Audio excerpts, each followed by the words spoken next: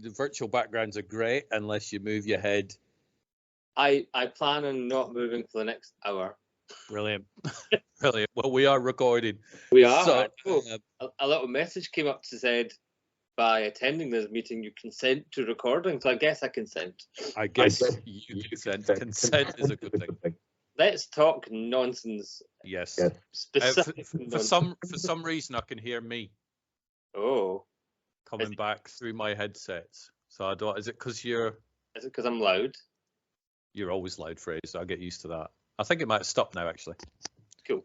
Yeah, stop now. So, are we going to put this out on both my channel and Silly Wee Films? Why not? Why not? Why not? Let's see if YouTube get angry. Screw YouTube, get angry at everything. Screw them. That's what I say. Yeah, a lot of people say about YouTube these days. Yes. You and I, we're not famous enough to have any kickback. Speak for yourself, sir.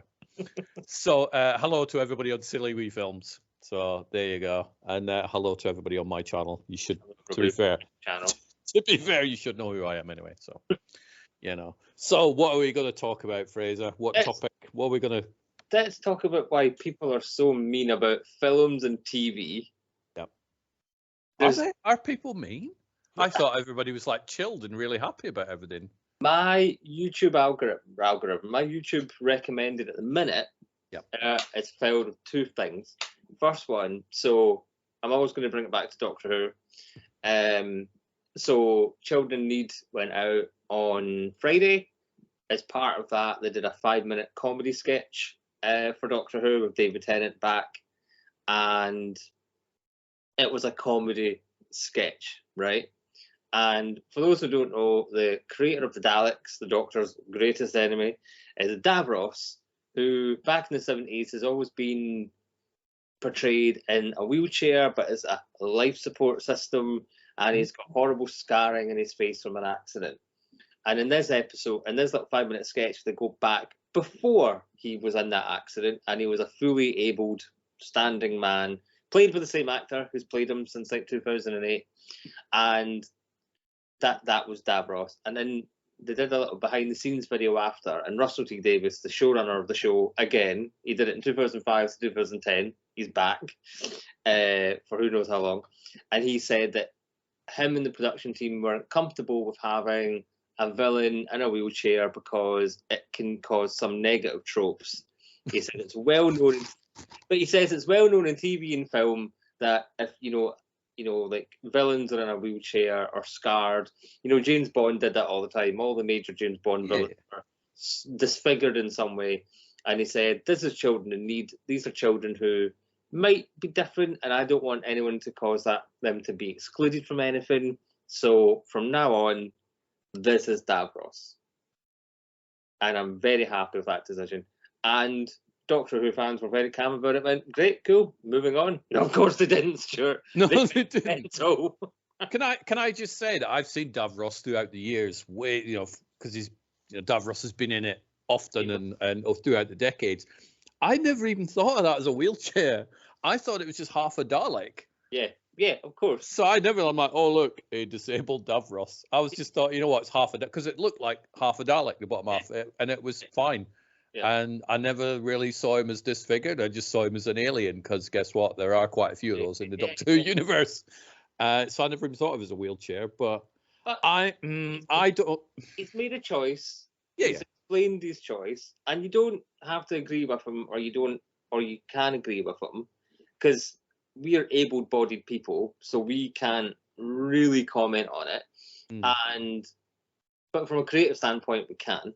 But a lot of the disabled community like this, and a lot of the disabled community hate this, and are basically saying the show's over, R.I.P. and it's woke, right? Yeah. So let's look at the word woke. It's not a word.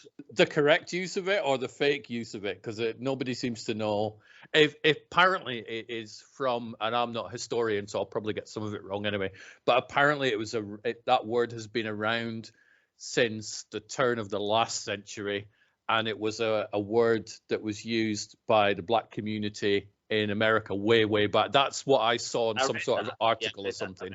Beyond that, I don't know anything about it, but I don't like the word anyway because it's a word that doesn't make sense. No, it doesn't make sense. To me, I woke at 8 o'clock this morning and I had a headache. I'm all right with that way, but I feel woke. No, I feel awake. I don't quite. The whole word just messes with my brain, so it annoys me anyway. The actual word is progressive.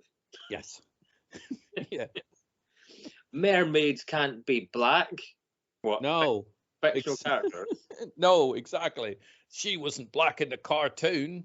Women can't be Ghostbusters. No, really, mate.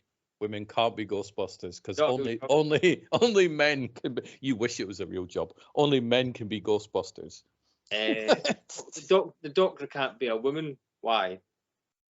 Time Lords can change to anything. Yeah. The Doctor can't be black. Yeah. The Doctor can't be queer. No. So it's just basically, if you're not a fully abled white person, preferably a man, then there's no point. No. And did you see the discourse over the Madam Web trailer?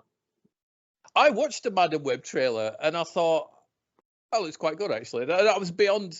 That was as much thought as I put into Madam Web. I'm like, that looks all right. I may watch it. I'm not going to rush off to cinema and watch it. I didn't see anything wrong with it. I'm sure the internet did. And I'll look forward to finding out what is wrong, what is in fact wrong with the trailer and the whole Madam Web thing. I can't find an answer to what a certain quarter of the internet think is wrong about it.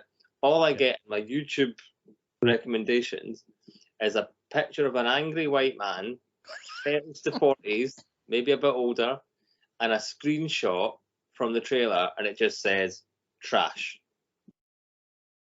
Okay. Or bomb. Or fail. And I'm like, I'm not going to click on you. No, because don't. That's what you want. But why we've had this conversation briefly, why is YouTube and podcasts filled with this movie is going to fail, this movie has failed, this TV show is over, go woke, go broke. Barbie didn't go broke. No, Barbie, I believe, did quite well for itself this year. I don't think they're struggling. They're all right. Yeah, not bad. So, do these people genuinely believe that what they're watching is terrible and can't give you a reason much beyond, oh, it's woke nonsense? They can never get past, this looks bad because it's woke and we're not having it. Or, oh, Madam Web wasn't a young woman in the comics. It's like, yeah, so? Yeah. So are these people genuinely angry at the world and think everything's terrible, or are they pretending to be angry at the world to stir up a fan base and get money from YouTube? I think it's a mixture of about 15 different factors, and I've plucked a number 15 just out of my nose. It would be very easy to go, yes, people are angry, or no, they're not angry. I think you've got a portion. It's like the box office. People are looking at the box office for the overall going, oh, it's terrible, it's down, all these films are failing. Why are they failing? Are they failing because of the fact that the Marvels are women? No. Maybe there's a tiny, I think it's all percentages. I think there's a small percentage that thought, to use the Marvels as an example, and to be fair, currently, Marvels is the 27th biggest film of the year. It's been out a bunch of days, so it's doing not too bad if you look at how much money it's making. Down on other Marvel movies, it's a flop. Exactly. But it's not. It's not a flop. No. It's underperforming from what some guy in an office, usually a white guy, predicted it should make. Oh, this will make $1 billion. Yeah, no, it's made 800. It's underperforming. No, it's just not got close to the guess you plucked out your butt. And that's what they do. They all pluck. It's expected to earn between 150 and $200 million on its opening weekend. They pick this number from nowhere, and then when it pulls in 110, oh, it's a failure. It's a disaster. If you and I made a movie tomorrow morning and it made $110 million at weekend, yes, we'd be like, oh, sure, we should pack it in, mate. I'm done.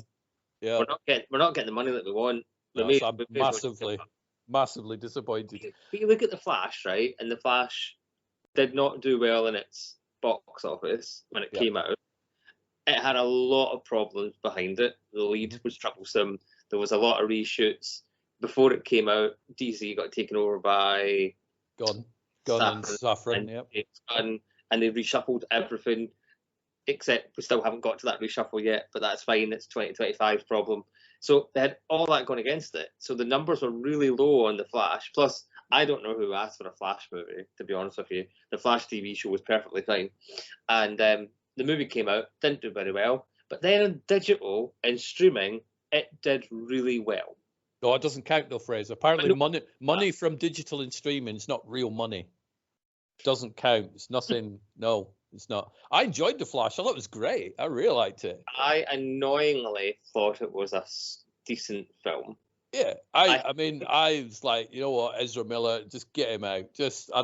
All your shenanigans, you're just being an idiot. Just unemployment for you. Go away. You do me head in. However, it wasn't. That person of Flash into a parallel universe and give us another Flash. There's plenty of Flashes. There's Wally West. There's Junior Flash. You know, there's plenty of other Flashes that can be the Flash. But the thing is, it's like, I mean, The Flash is a great example. Also, Indiana Jones and the Dial of Destiny is a great example. I'm sure we'll use those because I don't really want to join in the targeting of the Marvels because that's still in cinemas and apparently is a fun film from those that have seen it, including I enjoyed it. Well, we went to go see it, and Siobhan, my loving wife, went in with relatively low expectations, but she's going through what I think is a genuine thing of superhero fatigue. Especially with Marvel as a whole, because you've got 18 TV shows that you have to watch to know what's before you get to watch the Marvels. You know, there's WandaVision and then there's Miss Marvel that you don't have to, but you should maybe watch before you watch the Marvels. And then you've got Loki, and then there's maybe stuff going on with Kang left, right, and center. Kang might get recast or binned. Like there's just a big question mark over Marvel, and it's no longer cohesive. Yeah. And Siobhan is like, I'm just a bit fed up with it. You know? I'm with Siobhan on that. I bailed out, I think, around phase 4 when I started to cut. It was the TV shows. Not that I watched the TV shows and didn't like the TV shows. I was watching other stuff. But we're not getting into the discourse for the Marvel. No, not at all. But it's like to look at the Flash. So there was a small percentage that went, I don't want to watch anything that's got Ezra Miller in because he's an idiot off screen. Okay, well, there's a whole argument for can you separate art from the artist? Yes, I can, is the answer for me.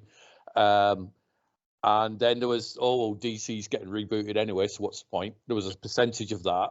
Yeah. Then there was a percentage of, I saw it on my Facebook. Apparently it's terrible, even though it's not come out yet, so I'm not going to watch it.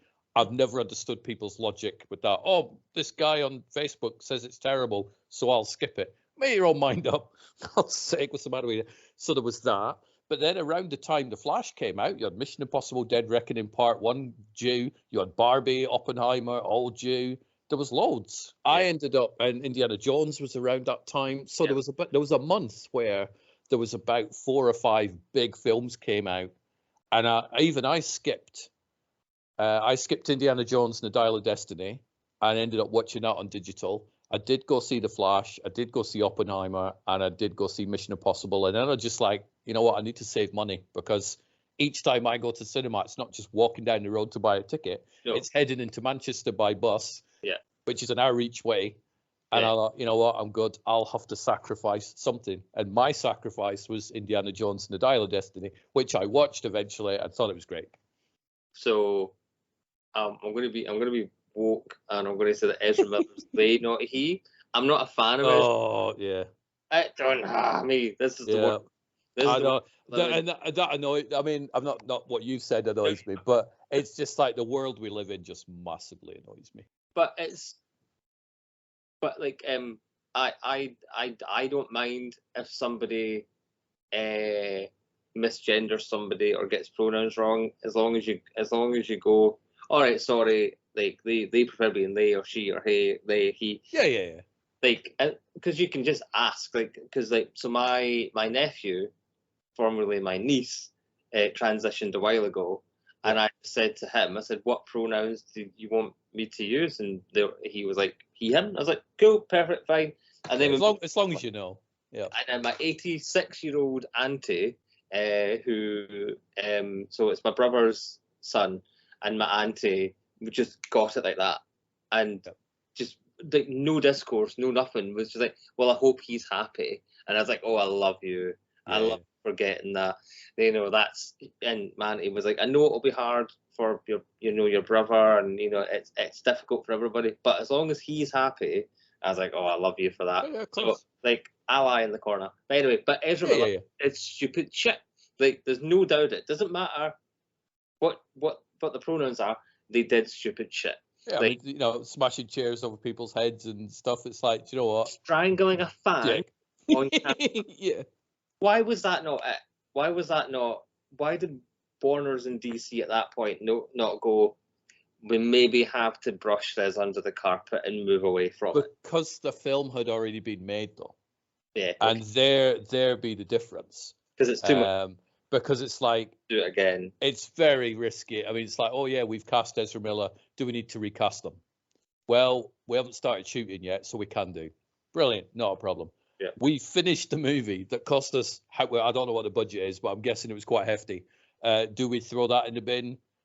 If it was Batgirl, they would, because that's what Warner Brothers Discovery do. I can't understand why they kept the Flash, but not Batgirl. Batgirl could not have been that bad. No, I don't think so. I was looking forward to watching Batgirl. I was really looking forward. I was excited for Batgirl when it was announced that Joss Whedon was doing it, before we found out the truth. Yeah, no, all our heroes are being smashed in the face. Again, what is it with middle-aged white men with power issue? I don't know. So I don't know. I'm with you. So you're saying that you have to go into town an hour each way, get a ticket. Cinema ticket aren't cheap, but they're not overly expensive. So down the road, if I book online at the View, it's $8.99. But because I'm on O2, I get 2 tickets for £9. Yeah. But we also have a young child, so we have to have childcare. We have to plan it all in advance. So the cinema is a treat. And then me, I would go to the cinema every other day, right? But it's not possible anymore. COVID has taught us all that we can just wait 6 weeks and we can watch it. And that's the other problem with the box office. Yeah. Is I really want to watch Killers of the Flower Moon. Yes.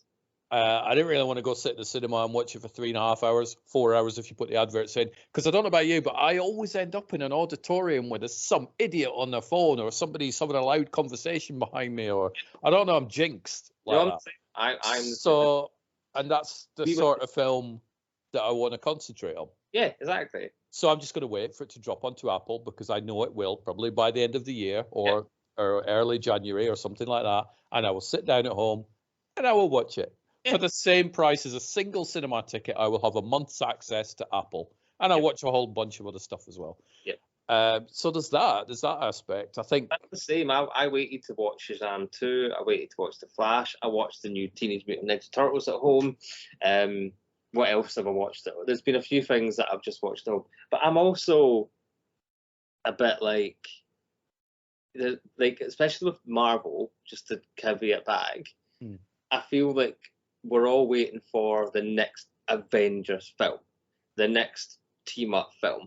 But they had 10 years or so building up Captain America, Iron Man, Thor, Black Widow, that whole squad, and then the extended squad.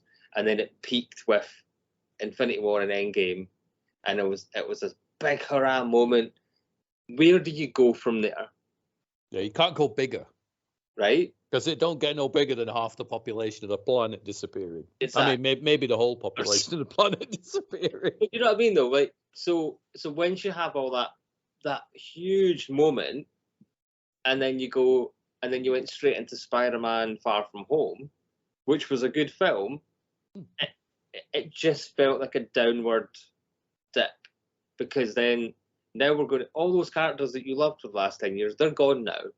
So now you're bringing in Shang-Chi, now you're bringing in Cassie from, not Cassie, that's not her name, Hawkeye's, the new Hawkeye, can't remember the new Hawkeye's name, but it's Haley Steinfeld and she's amazing. Oh, and you're also going to bring in Cassie Lang for Ant-Man 3. So it's all new people you're going to bring in as Marvel. And if people are so stuck in their ways, like Doctor Who fans who are like, it should be a white man in their 50s, then they're not going to accept oh, by the way, this is the new Iron Man, this is the new Captain America. So the numbers are going to be down. I don't know what Marvel is going to do. Like, I don't know. They seem to be pushing through this slog of disappointing numbers, not bad numbers, but nowhere near what they were having when it was the original lineup. I would say that it's just too many films. No, I don't necessarily just mean Marvel. I mean, but although with Marvel they should stop the TV shows. Yeah. Keep Disney Plus as a library for Disney stuff and Marvel and Star Wars. So once it goes to cinema, then however many months later, put it on the platform. Have it as a library. Stop making exclusive stuff. They're running out of not that they're running out of ideas, but they're just not executing it properly. So I thought Captain America, the Falcon and the Winter Soldier. Yeah. I watched that and I felt that would have been better as a 2-hour movie. Obi-Wan would have been a better 2.5-hour movie. I mean, I enjoyed the series, but that was just a film chopped up into little bits. Ahsoka probably would have been better as a movie. I didn't watch that because I've been told, oh, you've got to watch Clone Wars. It's like, well, I ain't got the time to watch all them Clone Wars. So I didn't watch Clone Wars. I didn't watch Rebels. I didn't watch any of that, and I loved Ahsoka. Brilliant. I'll check out Ahsoka then. But now you're falling back into that trap of, John from Facebook says that's terrible. Why? But it goes beyond John from Facebook. Yeah, but I think that there is a difference between John from Facebook said it, but then when you hear it from 500, it's like somebody walks up to you today, Fraser, go, do you know what? You're putting a lot of weight on there, dude. You're like, I don't think I am. I've got the gym and everything. I do walking all the time. But if 500 people in a month go, are you putting weight on there, Fraser? You're like, shit, I must be, because that many people are going about it. That's YouTube. That is the current YouTube platform. Fail, bomb, crash, disaster, trash. Yeah. And that I never see anything that says the Marvels is great, the Flash was amazing. Another example, Doctor Who is going to be great. Like there are those people out there, but that's not what YouTube are putting on top of your thing. No, YouTube are bad for the negativity, and it's not just film related; it's video game related as well. If you go on and do a YouTube video about how terrible Xbox is or how terrible PlayStation is, you'll be showing up over YouTube and stuff. If you do one about how good it is and how much fun video games and movies are, not so much. The algorithm is definitely a huge enemy to a lot of people. But it's just, I don't understand it. And was it Martin Scorsese who recently said that he thinks that there's so much discourse of the Marvels at the moment is because the men are struggling to find characters that they can relate to, because it's women, and it's women of colour and women from different walks of life. And he said, I think that's an element of that. Martin Scorsese says men aren't seeing this movie because they're like, girls, actual quote from Martin Scorsese, more or less. And people are like, fuck off, Martin Scorsese. Yeah, exactly. Who ever thought that we'd come to a point in our lives where people would be telling Martin Scorsese to fuck off? And on Facebook, I get, because I have a business Facebook for like my tele work and whatever. So I don't follow a lot of groups. I've got a small amount of friends on there. So I get recommended groups to join. And a lot of like, Marvel star interviewed, Marvel that. And especially for the Marvels, it's love, like, and just so many laughing emojis. And that seems to be a weapon that they've got.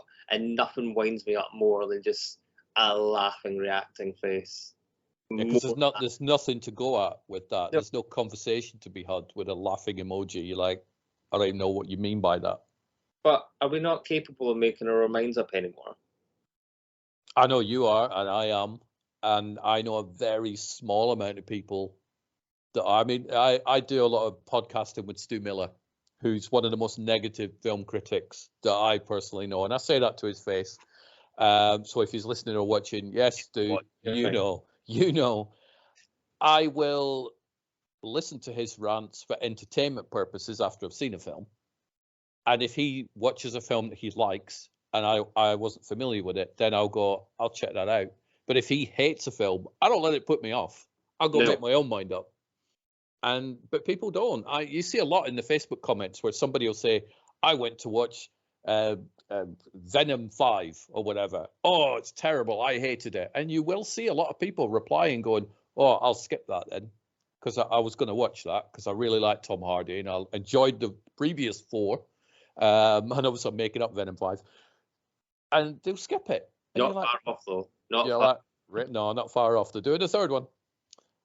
But no, I don't know if they can make their mind up. Although there's a really good statistic, which Robert Dyer, who I also record with Sci-Fi Wales, you know Rob. I know Rob, we were there. And he and I were big fans of the TV show Bulletproof with Ashley Walters and Noel Clarke in it. Yeah. And obviously, Noel Clarke came under the fire a couple of years ago when his career just imploded because social media jury went, no, you must go away. So he went away, and Bulletproof got cancelled, and there's going to be no more series on that. And you look online, everybody's like, down with Noel Clarke, go away, never watching Kidulthood ever again, bang, gum. And Rob has access to the statistics on a lot of things that are bought on Amazon. Mm-hmm. And Bulletproof box sets went up about 2,000%. At exactly the same time, everybody was online going, no to Noel Clarke, no. So they're saying no, but they're running out watching stuff. Yeah. So I think there's a huge two-faced element about the keyboard jockeys. It's also, there's like, now, obviously, I'm not going to comment on Noel Clarke because, again, if victims come forward and say of course, they've been abused, then believe more often than not, believe the victim. Russell Brand. I mean that was an example of me saying on one hand people are going no, and yet secretly they're running out buying box sets. So that was what that example was for. Same Doctor Who, all these people are like, the show's dead. Dr. Woke is a favourite hashtag of mine. I'm seeing at the minute. Dr. Woke. That's not even too clever, really, is it? And then like, show's dead. You've only got yourself to blame. Blah blah blah. I bet you come Saturday night at 6:30, sure they'll be sitting down watching it anyway. Well, you've only got to look at the Michael Bay Transformer films. First one comes out. First one I really enjoyed. They are what they are. They're watchable, but generally they kind of get a little bit worse. Yeah, they do. And the amount of people are like, we don't want another one, and then the other one comes out and it does over $1 billion, and then they're like, we're done.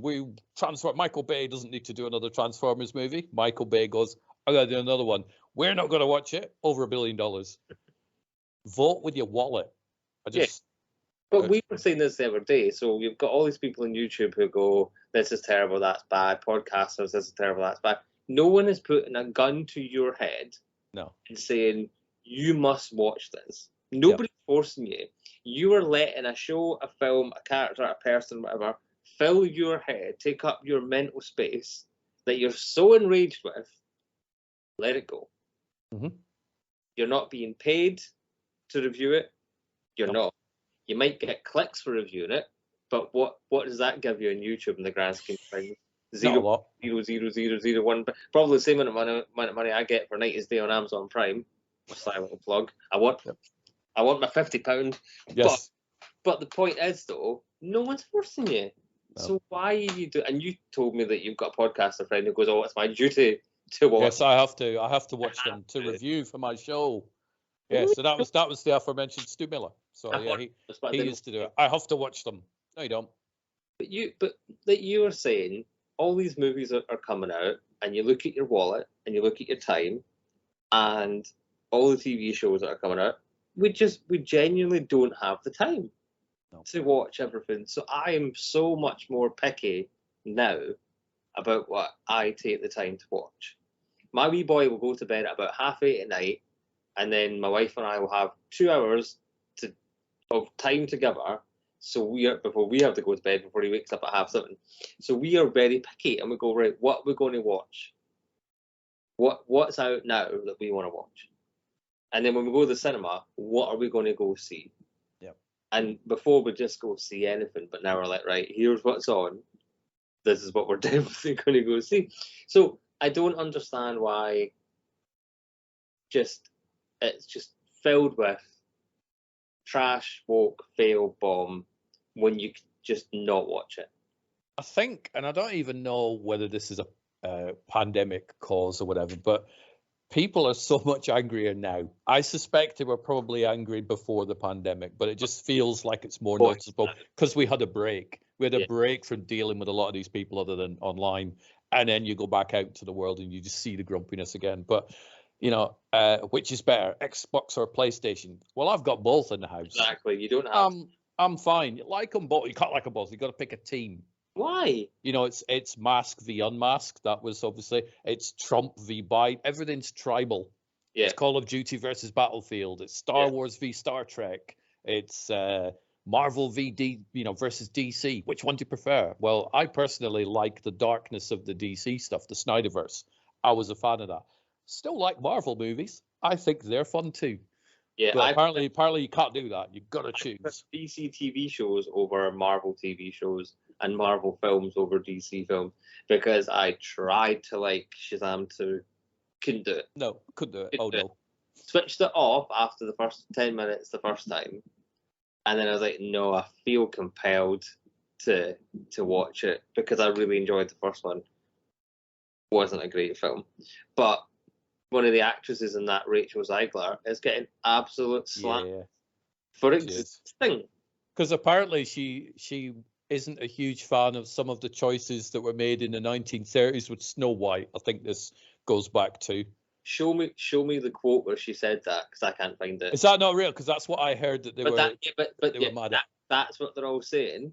Right. But I can't. What she might have said was, in our version, we're dumping the romantic subplot because we didn't feel that it was important. Fair enough. And they went, oh, she's a history denier because they probably didn't say it, but I'm not far off. I got called a gender denier the other day, so that was fun. Why? Why did you get called a gender denier? Because I stood up for trans people. Well, how's that a gender? What? Oh, because I'm so on Strictly Come Dancing, which is a show I really enjoy, super gay show. Yeah. And they cast Amanda Abington, and Amanda Abington on Twitter made some controversial comments about women with dicks, and she got tricked into thinking that there was a drag show for children, and there are drag shows for children, but she got duped into thinking there was a 12-year-old boy in drag dancing suggestively at a show. It didn't happen. It didn't exist. Yeah. She went on this rampage on social media about how, men can't be women. It's never women can't be men. Trans men get a lot less abuse. And if I'm wrong, I apologize and come talk to me. But as far as I know, trans men don't get as much abuse as trans women get. You always see the discourse towards men want to be women, transition to women. So she got cast on Strictly. Everybody went a bit nuts because they're like, but she's on a show that's famously camp and queer, gay, and we don't want a transphobe on this very inclusive show. I even complained to the BBC and I got a very stock reply. But because I said that it was unacceptable, I was flooded on X with over 200 replies from transphobes, men and women, telling me that I was misogynist, I was a sexist. One called me a paedophile because apparently how's there a link between that? I mean, there's a link between transphobia and paedophilia that doesn't exist, right? Yeah. I got called a gender denier. I got called a clown. I got told I was on the wrong side of history. I was told to stay in my lane. They went after my agency because my agency's tagged in my profile. They went after BBC Alba because I'm doing a documentary for BBC Alba. They went after my short films, blah, blah, blah, blah. All because I said she's transphobic. So that's the abuse I got. Imagine being Rachel. Imagine being in the trans community, and you just want to. This isn't a show about trans. No. This is generally a show about people's behaviour. Just being like, seriously, calm down a bit. Have a discussion rather than take out your pitchforks. Yeah, exactly. So anyway, I've lost my complete train of thought of what I was saying now. and I'm genuinely lost it because I got angry. But yeah, I nearly came off Twitter because of it. But there is just everyone's just so angry now over everything. Like well, nobody can have a discussion certainly on social media. I think face to face is different. I think people still have, if you're in a workplace and you're having a conversation, you could still get away with a conversation. Online, you can't. No. If you and I were having this transcript online, and earlier when I mislabeled Ezra as a he, bang, that's me cancelled. Boom, flooded. However, we had a conversation and it's like, oh yeah, fair enough. Ezra, they done. See, that's how people learn, by having conversations. Because I don't know about you, but I don't get newsletters saying, actually, and this is maybe a question you can answer, and I'll say it carefully so I don't get cancelled. But the word queer, right? I'm old enough that I remember when that was you couldn't use that word. That was an offensive word for gay people. You couldn't use it. Yeah. And then somehow, and I genuinely don't know when, they've took it back, and it's become a word that you can use. Yeah. Now there are no updates as to, actually, breaking news, you can now use that word. So there's a lot of that goes on, and I think a lot of the pronoun stuff is probably that, where people are like, So I found out that queer had changed for the better when a writer friend of mine, James, wonderful writer, did Cups Monsters with me, did a lot of Origins work, and I plan on stealing him back. But he described himself as a queer writer. Were you not like, ooh? And I was like, no, I was like, oh, okay. Well, that must be it then. And obviously the LGBTQT plus, it goes on and on and on. I don't want to get it wrong, but I know it's LGBTQT plus. So the Q in there is queer. So when you put that together, you go, okay, well, there you go. But you're right. There's no newsletter. No one knocks. There's no newsletter. You don't get a knock on the door. But I think it's also our duty and responsibility, especially as people in the media, to educate ourselves on that. And you're great. I said to you, just so you know, the pronoun that Ezra Mother prefers is they, and you're like, okay, cool. Update, software updated, moving on. And then when you found out about the word queer being taken back, you're like, okay, software updated. It's not hard to read and learn and speak to people, because otherwise you fall into the 5G brigade who are like, oh, 5G is going to track you. They're going to be monitored. They've got spies in our schools. They don't know. And COVID was a fake and blah blah blah. If people want to monitor my life, just go ahead. Seriously, there's better things to watch than my life. They're trying to track our behaviours. You're literally on a smartphone. Exactly. On Facebook, sharing your location. I know somebody that will not have an Alexa in their house because they don't want to be listened into, but they have a smartphone. Same thing. Same thing in it. So it's like, if you're being tracked, you'll be tracked with that. Open our Facebook and Google after this call. Yep.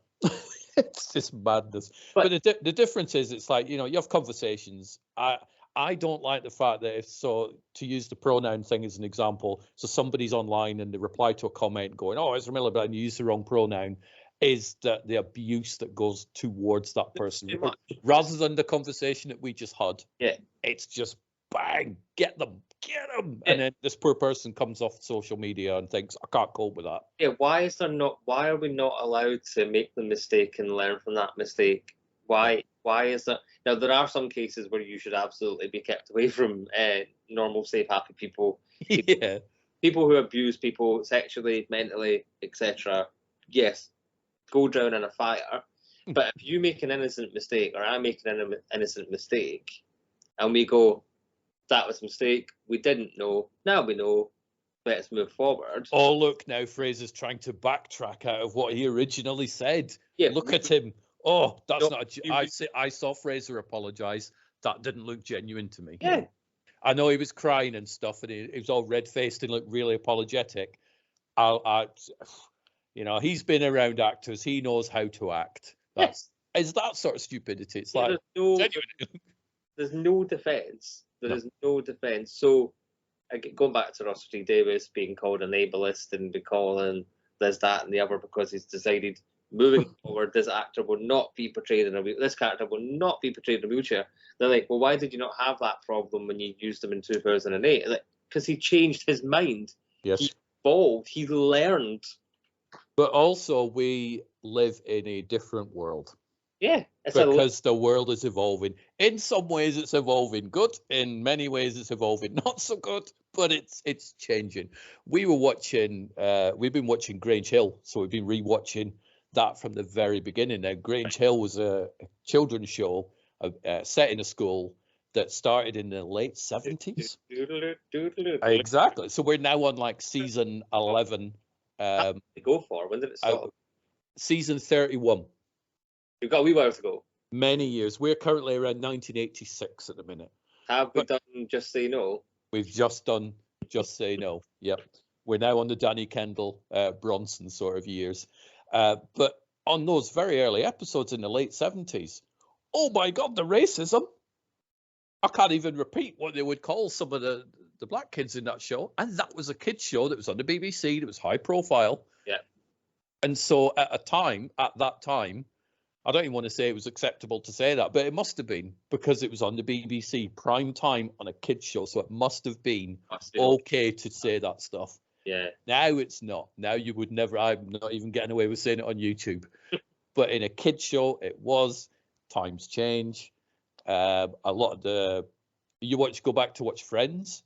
Mm-hmm. The whole Ross's wife's a lesbian, all this sort of laughing and giggling and stuff. You wouldn't get away with that now. But clearly it was acceptable in the early 90s. Yeah. So the world's changing. So as to why Russell Davies didn't do it in 2008, different world then, as it is now. And like you said, he changed his mind. They also keep using this great excuse of, so there's a character in Russell's second season, so 2006, played by the great, what's his name? He was Trigger in... Roger Lloyd Pack. Roger Lloyd Pack. He played a brilliant scientist called John Lumick, who in a parallel Earth created the Cybermen, right? Yep. Weeks before filming, Roger had an accident and broke his leg. So for the purposes of the filming, they put him in a wheelchair because he broke his leg. But these fans are now going, well, you didn't have a problem making John Lumick a disabled evil character. It's like, he was in a wheelchair because he broke his leg. I think the changing of the mind is the best way, though. Yeah. Because it's like there's two I don't know word defenses, but so we're not going to have Davros in a wheelchair, even though I just learned it was a wheelchair. I always thought it was half a Dalek, but never mind. So you've learned. A lot of people will go, "Oh, why? What's wrong with having him in a wheelchair? Why is it a bad thing showing a disabled Davros?" So you've got that tidal wave of chaos coming back, which is just, I don't think you can win. You can't win. But they also did a thing. So before Russell took over, it was Chris Chibnall was running the show, and it was Jodie Whittaker, and she was wearing her outfit wasn't overly feminine, but it also to me wasn't kind of overly neutral. And when David came back, when he regenerated, his clothes burned over her clothes, and he was in his suit already. And that happened in old Doctor Who, so when William Hartnell changed into Patrick Troughton back in 1966, the clothes changed. No explanation for it, because you didn't know what it was. But Russell explained that decision because he said, with the current state of transphobia in the press and in the news and with the Tory government in particular, I didn't want there to be any sort of abuse hurled at trans people with David Tennant appearing in a woman's outfit. I'm sure there wouldn't have been, Fraser. Oh, God, no. No. But he said, I just wanted to avoid it. And then Russell T Davies was getting called transphobic. I think it's a bit, and I always use this as an example, to describe some people. You go, do you know what? Some people are so miserable, you could literally say, here's £1 million in pound coins, and they would be like, and we're going to carry that home. That sort of, and they would. They're just never, ever happy. It's the George Lucas thing. We want more Star Wars after Return of the Jedi. There you go. Here's the Phantom Menace. That's crap. We want another one. Oh, What, did you want more Star Wars or did you not want more Star Wars? No, this is the one I chose to make. We wanted the Star Wars we had when we were kids. Okay, here's the Star Wars you had when we were a kid. Oh, this is just a rip-off of the Star Wars we had when we... This is just a copy of the original one that I loved. And I don't like this new one because it's just like the old one that I still watch many times. I don't know. But I think we just live in a very angry world where... and you see it a lot in politics. And to be fair, they're probably a bad example to use because they're all a bunch of clowns, to be fair. They're all like, hey, what the other person's doing is terrible. What we'll do is this. And then when they do something good, then everybody, the opposite side's like, yeah, what you're doing is terrible. We would do that. It's just like, will you just grow up? Yeah, for the love of God. If you want to get into politics, I already don't like you because... No. You know, I don't trust you already because you're not there to serve the public. You're there to serve another purpose, probably yourself. Yes. So don't get involved. And saying that, my father-in-law is a really good politician who genuinely cares about the community. But those who are in charge tend to want to be in charge for a reason. Yes. And I don't, and mostly tax breaks and giving all their pals contracts. But we're not going to get into politics. No. Stick with the movie business is enough to focus on it. But it is very similar though. It's an anger, tribal. But do you feel crazy thing? Do you feel it's unjust, or do you feel like it's fair that film fans, loose term, celebrate a flop? No. I divide them into two camps. So let's say I'm going to say Cops and Monsters 3, right? Like the movie franchise has done 1 and 2 were great. There's going to be a third one, right? So I go to watch Cops and Monsters 3. I think it's okay for me to come out of Cops and Monsters 3 going, I preferred the other two. Didn't like the story that Fraser had written for this third one. Wasn't impressed with the acting. And I thought some of the visual effects were great, right? If that's the case in this weird fantasy world, right? Because I've seen the film. Yeah. What I don't like is, Fraser's making another Cops and Monsters? Oh, that'll suck. That'll be terrible. Oh, it's going to flop big time. I don't even know who's in it yet, but I bet the cast are awful. That's the ones I have a real issue with, because it's like, you've not even seen the film. Yeah. I don't understand it. I don't understand why people are just so quick to celebrate failure. And again, just going back to Doctor Who, because I think it's really toxic. You say to these fans who go, oh, it's not what it was in 1963, right? And you go, well, what would you prefer? Would you rather the show was just cancelled and you had no more Doctor Who? Yes. I remember this. Foster films? Yes. I don't get that. It was to say I use Escape from New York is amazing. I love that movie. Classic. Escape from LA. It's not as good as Escape from New York. Still fun though. Because we get to spend more time with Snake Plissken. Yeah, it's fun. Bruce Campbell's the second one, right? Bruce Campbell's in it, and Pam Grier and all that sort of stuff. So, do I watch Escape from LA as many times as I watch Escape from New York? No. Is it as good as Escape from New York? No. But am I glad it exists? Yes, because I got to hang out with that cast and listen to another John Carpenter and Shirley Walker score and just generally enjoy it. Same with Highlander. I love Highlander. One of my all-time favorite films. Highlander 2, not as much. I will always defend Highlander 2. But the Renegade cuts, yes, where they take away the alien side of it, I enjoy. And why do I enjoy Highlander 2? It's because Sean Connery and Christopher Lambert's chemistry are so good in that film. Like you said, we get to spend an hour and a half. Yep. Close. But will I watch it as much as the first one? No. Will I watch Police Academy 7 more than I watch Police Academy 1? No. But I'm glad that it exists. And from a selfish point of view, I'm glad that filmmakers, writers, runners, camera people, sound people, crew, publicists, I'm glad that people are getting work. Yeah. But yeah, you've got these idiots who, I mean, to be fair, half of them probably don't even buy movies. Half of them probably obtain it from sources they're not supposed to. And yet they feel so entitled and so much ownership over this. Well, I loved Ghostbusters 1984, so how dare they bring another one out? Because it'll ruin the original. It won't, but for some reason they think it will. You're also not 12 anymore. And I think that's a big problem. It's like, if I think, if you look to Indiana Jones and the Dial of Destiny, if that came out in 1981 or 1984, if you want to go Temple of Doom, they would be like, oh my God, this is amazing. Yeah. This is fantastic. Buckets of popcorn and everything. But because they don't get the same warm, tingly feelings that they do when they were 12 or 10 in my case, who read Raiders Lost Ark, they're like, this film sucks. It's because you're not a child anymore. I know. But there's also this discourse of you don't want to watch your heroes get old and frail and die. Yeah. But what I always thought the appeal of Indiana Jones was that he never let his age bother him. Yep. Like, Indiana Jones isn't a superhero. He can't fly. He can't shoot blasters out of his hands. He is just a man who's an archaeologist who hates Nazis. Yeah. That's it, right? And I love that line in the 5th film where he's climbing up with Helena, and she's like, are you all right? And he goes, my back's done, my hip's been replaced, my wrists are bad, I've got arthritis, and I'm climbing a wall. And I just love that. Yep. And what did we get with the attacks online at Phoebe Waller-Bridge? She's terrible. She ruined the film. I watched it thinking, and I wasn't a fan of Fleabag. It's just not my type of show. Yeah. But I've seen it, and I'm like, yeah, I'm sure she does fine.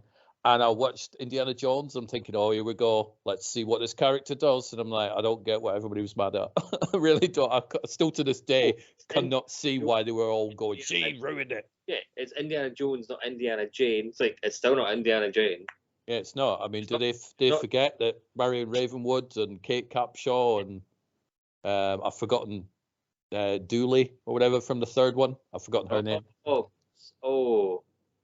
Alice? Alice Dooley. Yep. Yeah, she was great, but she was a great sidekick in that film. She was, and she was her own character, and I love that they absolutely jumped the shark. Yep. Like I was like, oh, see if you're gonna do it, do it. If you're gonna spoilers. Yep. If you're gonna travel in time, do it. Yep. And they did it, and I loved it. I had no issues with that. And Crystal Skull, I have a couple of issues with that, and they still exist. You know, the flying monkeys, and you know, I was explaining to Rob, who'd never seen Crystal Skull until earlier this year. Right. So, but he'd heard all the discord. He's like, "Oh my God, it's the worst film in the franchise. It's terrible. Don't watch it." And so he was aware of all this, but he didn't know the specifics. So he watched the film. He enjoyed the film. And then he phoned me up and he said, can you tell me why everybody's mad at this film? Because I genuinely don't know. I said, well, my issues are the stupid flying monkeys. A lot of them, they're just daft. Yeah, but it doesn't ruin the film. No. I said, but the biggest issue is the picking up of the hat at the end by Shia LaBeouf. And he's like, why? I said, because back then, everybody really thought that there was going to be a new Indiana Jones that was going to be Shia LaBeouf. And he was like, yeah, but that would have been fun. I'm like, not back at that time. They genuinely thought, because he knew obviously that Indiana Jones was coming back. And then I rewatched Crystal Skull. I'm like, it's not bad. It's fun, other than those 2 issues. I love the fight chase through the school. I love that. I love when they're like chasing the Russians through the forests, and Marion's doing the banter, and he's got like rocket launchers and stuff. Cover your ears. You know, it's just it was great fun. But it's too far-fetched, Fraser, because it's got aliens in it. It's not realistic like the other films with the magic rocks and the ark that has dust in it that melts Nazis. Magic God. Yes. That can make you immortal. Exactly. It's not realistic like those ones. Pretty much. But I think I know what the problem is. People. But more specifically, I think people are allergic to fun. Yeah. I think a large amount of people, obviously we don't mean everybody, but you know who you are, and if you're not sure who you are, then it's probably you. Is they've got to go in and analyze a film. Can we not just enjoy it? Apparently not. Not if you've got a website or a podcast. No. Or YouTube. Or a social media account of any kind. You can't just go, I watched the film. I liked it.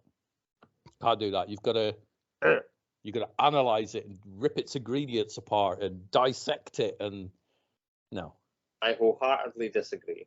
So do I. But the Marvel says, and again, Siobhan went in with low expectations, not for any bad reasons. She's just superhero fatigued. And I saw the trailers, and I thought this looks fun. Mm-hmm. The dynamic between the 3 leads And what we got was a fun hour and 45-minute, a tight film, time-wise, that goes straight into the action. The shortest one ever, Fraser. Marvel are losing it. This is such a short movie. Fail, bomb. But if you sit down and watch that film and you don't get joy from Amanda Villani, I probably said her name wrong, but Kamala, Miss Marvel, if you don't get joy from her being this grassroots superhero who's thrown into space with her idol and fights alongside the other two women, very attractive women, I'd like to point out. Another reason I don't get why these they're angry because they can't get with the women, because they don't get with women. They've never touched a woman in their life. But if you don't get joy from her face as she meets Nick Fury on a space station and fights some bad guys, and she's like, hi, and is really cute, if you can't get joy for that, you are soulless. I love the Miss Marvel TV show. It's one of the only 2 shows that I've seen. I saw season 1 of Loki, and I watched all of Miss Marvel. And I just want another Miss Marvel movie where it's just her sitting down with her family, just having Thanksgiving lunch or something. She's going to be a powerhouse in Marvel because she's written a Miss Marvel comic that's come out. So 3 issues are out right now. I only know this because she was on Seth Meyers the other week, and she was talking about it. So I was like, I'm going to go and buy that comic. Yep. So I think she's a good next young Avenger. I think her energy is so good.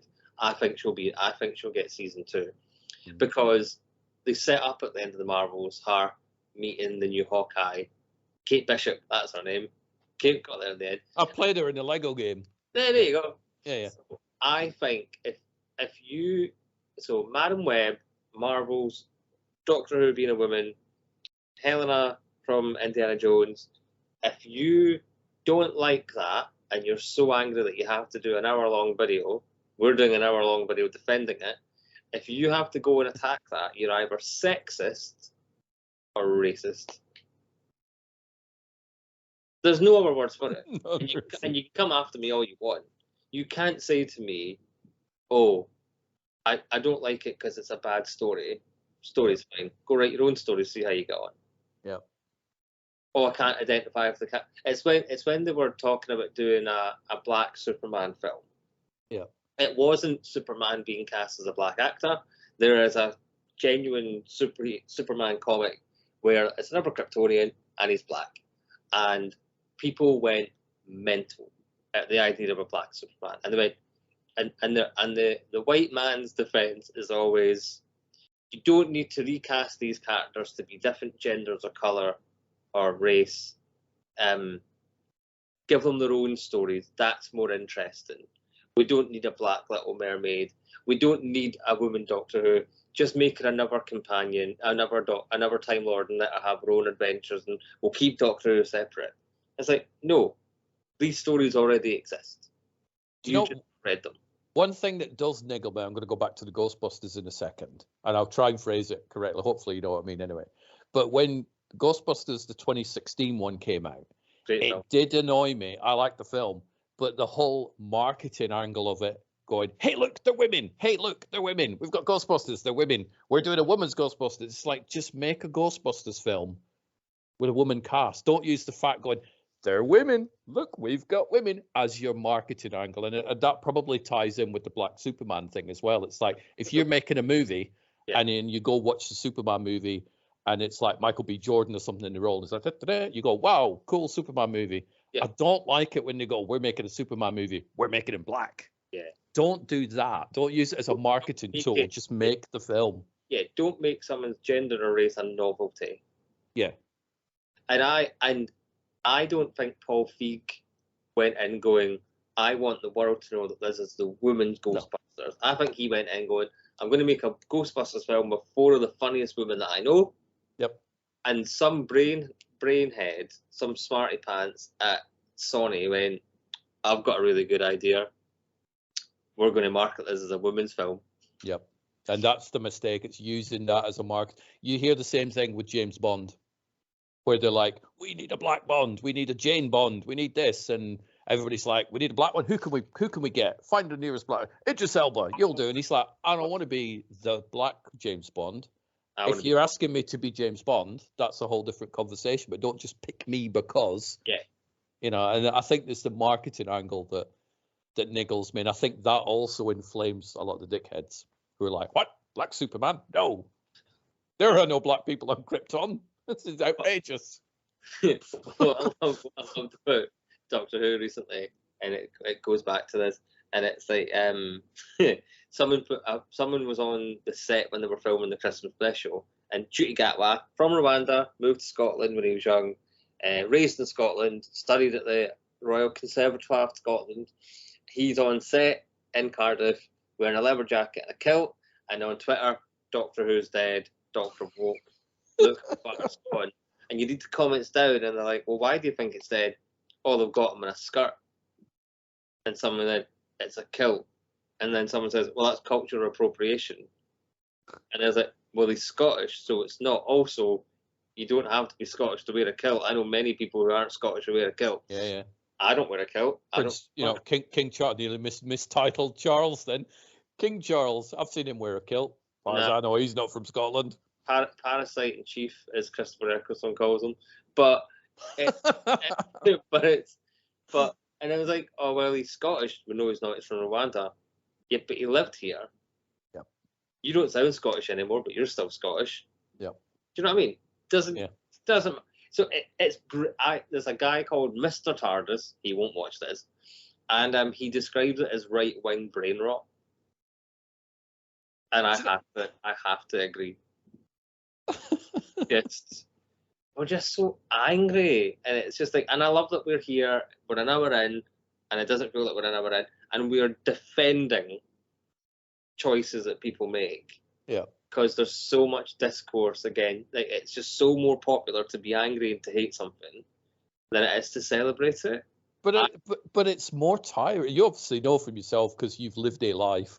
But it's so much more exhausting being angry and miserable than it is to go, I watched Expendables 4, and yeah, it's kind of a bit cheesy, but, you know, it was all right. And then move on and go talk about something else. Yeah.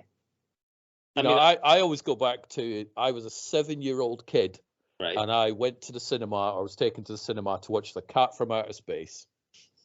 And yes, I was 7 when I watched it, but I've seen that film since, and it's like, it's a cat from outer space, and it can talk through this little collar. It's fine. You bring the cat from outer space out now. Oof. Oh no, that makes no sense. Why would a cat be? People just analyze stuff rather than going, do you know what? I've just spent 80 odd minutes watching a film about a cat that can talk because it's from space. It's fine. But they get angry about it and they're going to dissect it and, you know, I didn't like this film because it didn't explain where the cat came from and how the helmet works. And I need to know this, and you don't need to know anything. I don't need to know how Superman flies. No. I just know that he gets his power from the sun. Yellow sun good, red sun bad. Kryptonite kills him. I don't need to. How does it kill him? Tell me everything. I don't care. Just suspend disbelief. Watch a film. Yeah. Enjoy it. You'll be fine. Or don't. You'll be fine. But I can't imagine what it'd like to be a filmmaker, though. Nowadays, like, I mean, you are a filmmaker, so maybe you can answer some of these questions. But it's like, would you or are you concerned about anything that you'd make in the future? Going, well, have I got anybody in it who ticks this box? Do I need to have somebody that ticks that box? If I do that, you know, it's because you've got all these bunch of strangers waiting on the keyboards, going, "Come on, I'm gonna get you. I'm gonna get you." First of all, I won't read comments anymore. I don't have comments on my YouTube channel. You don't? Everybody that goes up is blocked. And the reason it's blocked is because there was a filmmaker back in the day called John McPhail. And John McPhail's gone on to make quite a good living for himself. He did the that zombie musical Christmas film a few years back. Yeah. I genuinely can't remember the name of it. I met one of the other writers on it. I know The Apocalypse by the chance. I know The Apocalypse, thank you. And I met one of the writers from it, and he was a lovely guy. And he was going to work on a project of mine, but it all fell through. But John took it upon himself when I did Night is Day, a non-funded web series where we had no money, and he went on every single Night is Day YouTube video and left a horrible comment on every single one of them. Literally, he must have spent an hour and he just hit them one after each other. And I'd never met John before. I knew of him, but I never met him. Nowadays, it would just be an eggplant, right? And a name and a bunch of numbers. But it was John McPhail, clear as day. Years later, I took 1 year later to a film festival, my most well-received project I've ever done. And I met John because he was showing a film there too. And he was like, and he saw me sign in at the desk. And he went, "Oh, Fraser, my God, oh, it's so nice to finally meet you. Love your work." And I was like, "You arsehole." Yeah. But rather than go, 10 years ago, John, you did a really horrible, shitty thing. Rather than get into, and maybe I should have, but instead of doing all that, I was like, yeah, nice to meet you too. It's because it doesn't stress you out at that moment when you're like, oh, you too, and you move on, and then you go about your day, but you do what you want to do. Tick boxes, etc. You know, people are ready to pounce. I think I'm just now more aware of it. Like, predominantly, my projects are white, and scarily so. But when we do casting calls in Scotland, and Scotland is a predominantly white country, right? And especially in the Highlands, and I've looked at the statistics, I'm not being horrible, I've looked at the numbers, and when I do a casting, you know, we did 10 episodes of Cops and Monsters, right? So we had a lot of casting. We went on Star Now, Mandy, Casting Call Pro, the whole Facebook, the whole shebang, and I rarely got non-white actors apply. And I never, ever say this is a white person's role, this is a black person's role. I just want to see the best people for it. Yeah. So, but I am more aware of it, and I'm working on a musical that is very low key, and we're going to do some workshops for it, and then I'll try and open it at the Fringe in a couple of years. But I purposely one of the support leads, I said, I want somebody who's non-binary or trans, like, it doesn't matter. Man, woman, whatever, non-binary, whatever.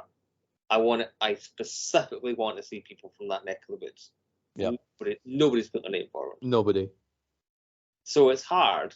It is really hard. And for Origins of Layok, which is like the next big project that we've been working on since lockdown, we are aware of that. We've had conversations with big producers and whatever, and we absolutely will not have to, but I want to have like a trans character or a character who has a disability that doesn't make them an evil James Bond villain. Like, one of our characters has got progressive MS, and that's going to be dealt with because he's going to find the Scottish Devil and wish away his illness. Yeah. You know, but does his illness define him? And we're going to work with MS groups to make sure we get that right. We're going to work with trans communities to make sure we get that right.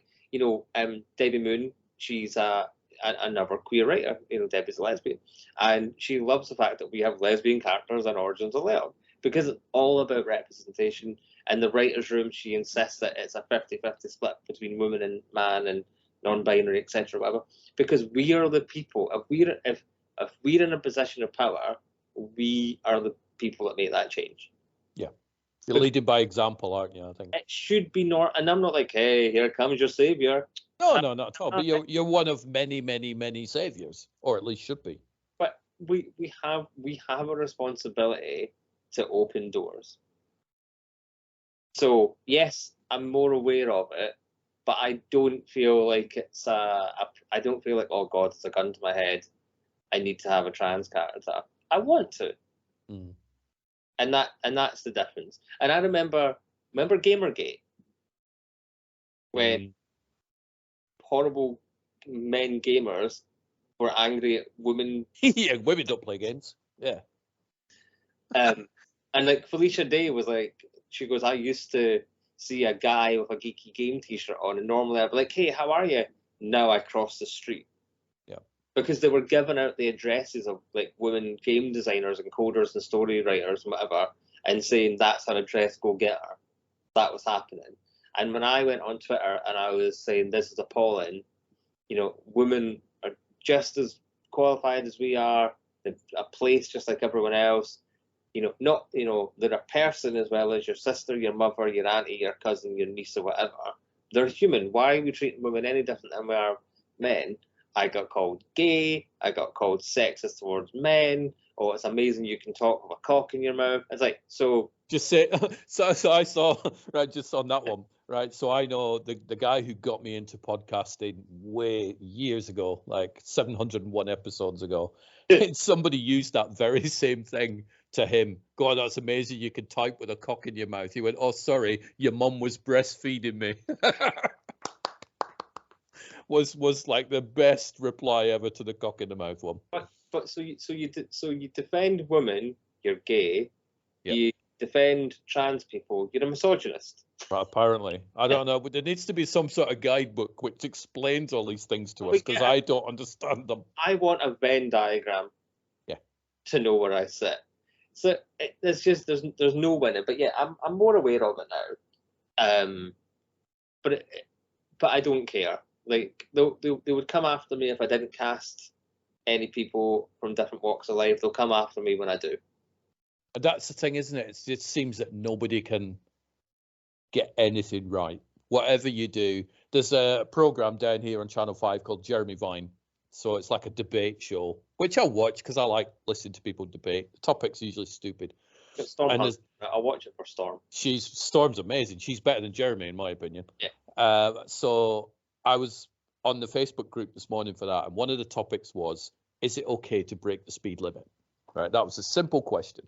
So I just managed to answer this thing first, saying, well, in the case of an emergency, like you've got to get somebody to hospital or whatever, then yeah, it's fine to break the speed limit. Somebody came back going, no, it's wrong. Call an ambulance. I went, but an ambulance may take 3 hours. No, it won't. And they were just like instantly coming back at me for me going, if it's an emergency and somebody's dying, take them to hospital. I said in brackets, this is hypothetical because I don't drive, so don't be coming back at me. But they're just so angry at everything. You do this, they'll be mad at you because you didn't do that. You do this, they'll be mad at you because you didn't do that. You do both things, they'll be like, oh, you're cramming too much in.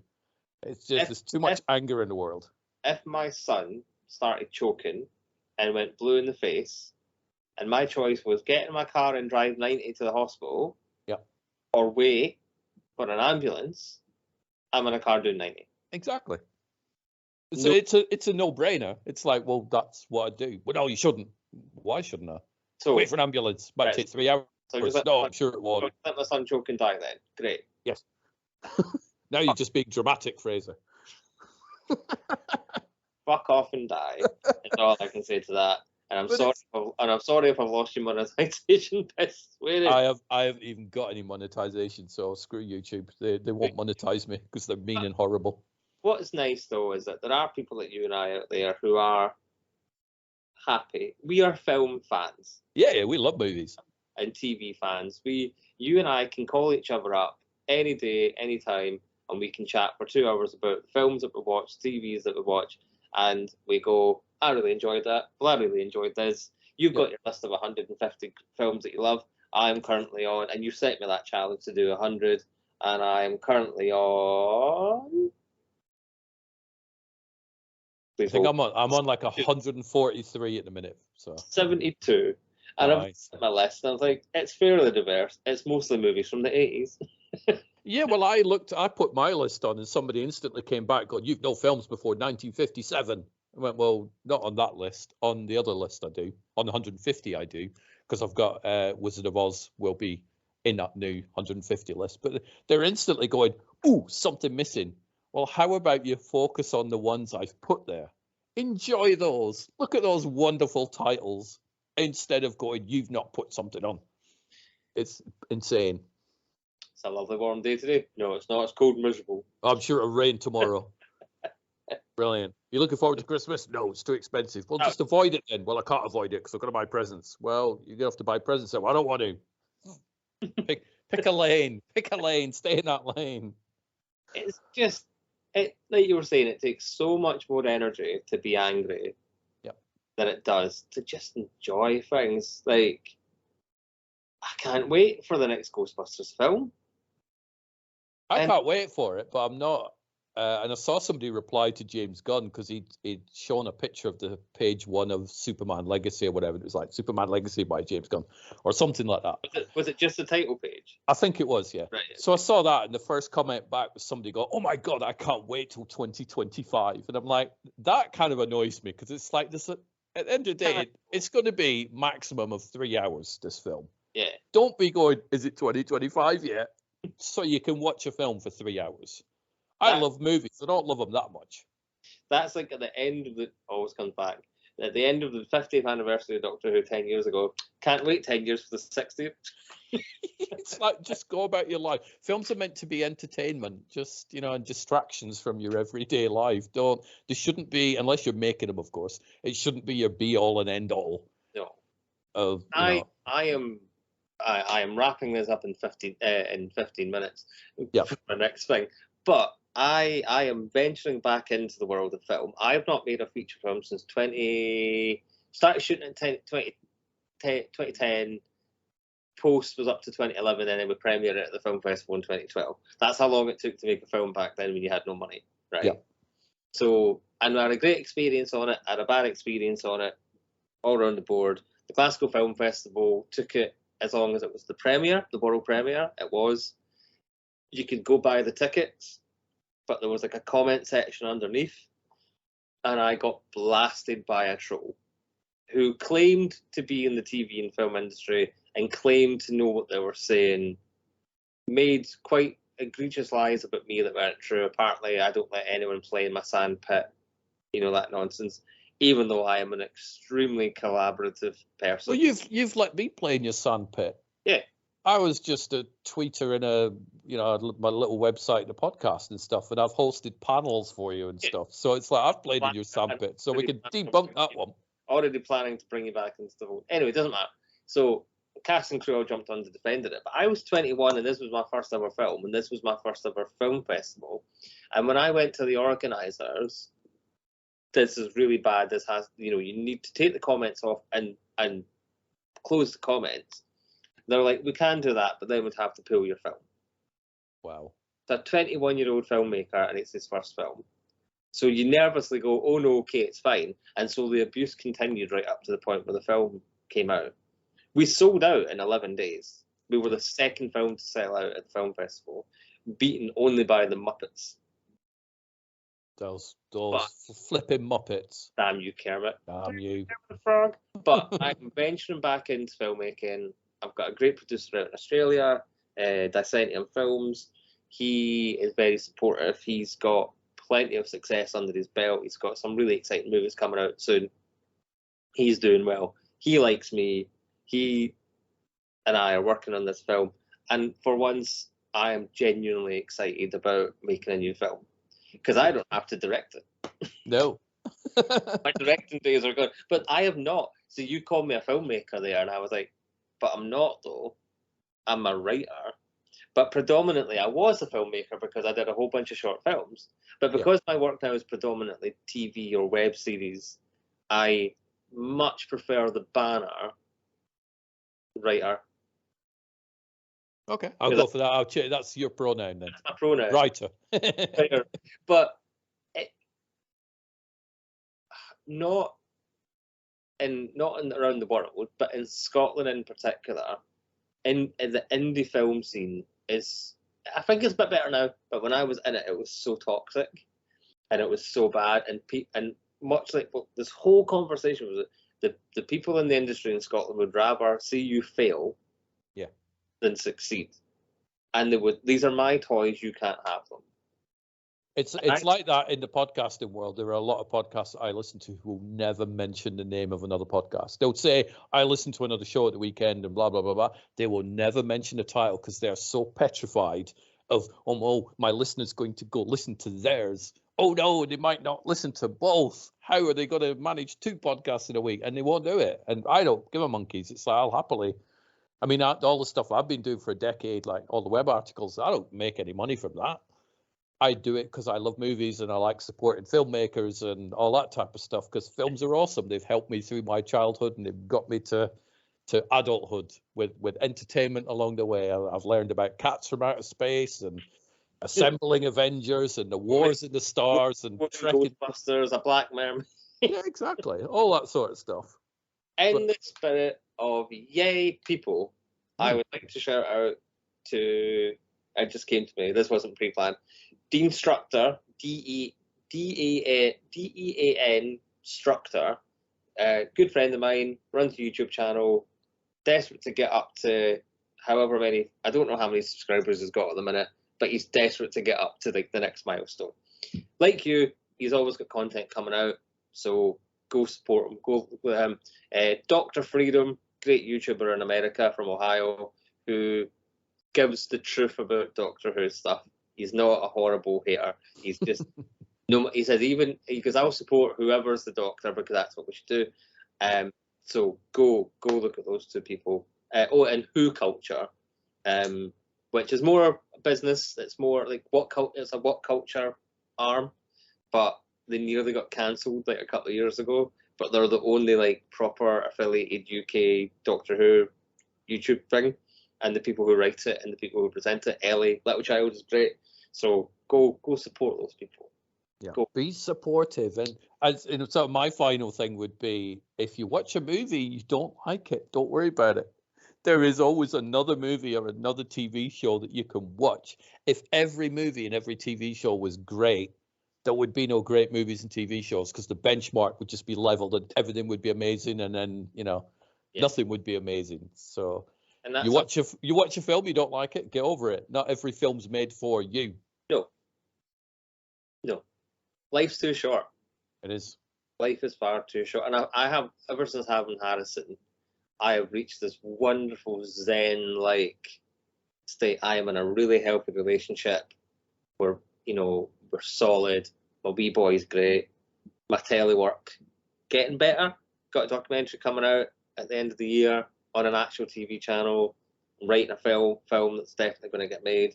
I've got a meet with a Hollywood producer tomorrow for Origins of Layup. There's no point. I'm still going to get wound up about things. I'm not a robot, but it's so much easier to just take stock of what you've got and what you enjoy in life, and just go, cool, I enjoy that. I enjoy talking to you. We're going to do this again. We are. And always be aware that whoever's watching this, you're going to go and watch a film, and guess what? It's not going to be the best film you've seen that year. It's the odds. It's not going to happen. Not every film is going to be amazing, because it don't work like that. Comments open? Yes. Oh, I can't wait for the Marvel haters to come.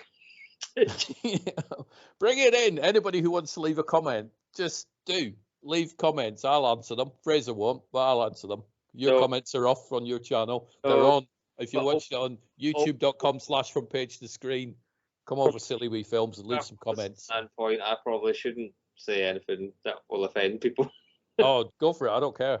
I did, and I told you the story the other day, where I'd watched a film called In the Fire starring Amber Heard, and I watched it and I reviewed it, and she was really good in the film, genuinely. And I'm like, come on, social media, come after me. Come after me for like an Amber Heard film. Nobody did. I was massively disappointed. I was all ready for a war. Didn't get one. I went out for a rare war against Doctor Who fans the other day, because they're all sniping at Rusty Davies for being too woke. Famously queer writer who wrote Cucumber, Queer as Folk, Years and Years, to name but a few. Oh no, he's making a progressive Doctor Who, even though Doctor Who has been progressive since 1963. First producer and a gay Indian director.